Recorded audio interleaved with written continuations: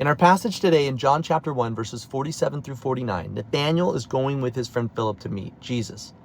And as Jesus sees Nathanael approaching, he says, "Behold, an Israelite indeed, in whom there is no deceit." In other words, what Jesus was saying was, here's a man who just tells it like it is.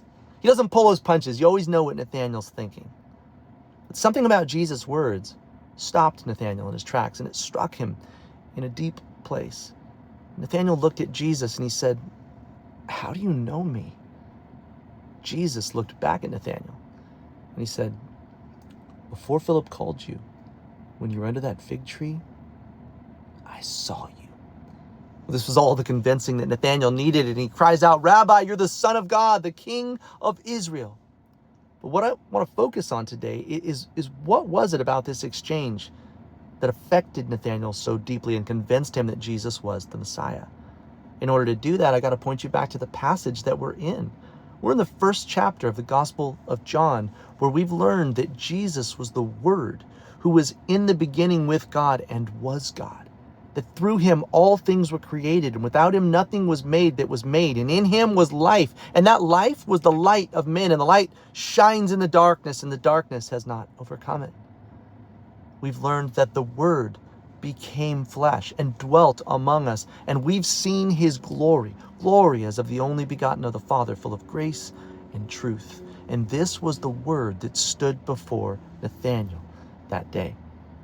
See, Jesus didn't begin at Bethlehem. Jesus always was. And so even though Jesus may have been just meeting Nathanael for the first time in his humanity, in his divine nature, Jesus had always known Nathanael because he had formed Nathanael. He had created him.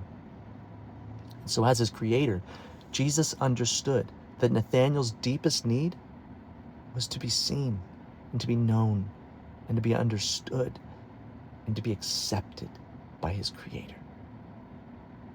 There is a deep need within every human heart for these things to be seen and known and to be understood. And as our creator, Jesus knows us as well. He knows you because he formed you, and he understands you, and he hears you, and he calls you to himself right now. Jesus desires to reveal himself to you, who he truly is, so that you can understand, you can be redeemed, and so that you and I can become the people that he always desired for us to be.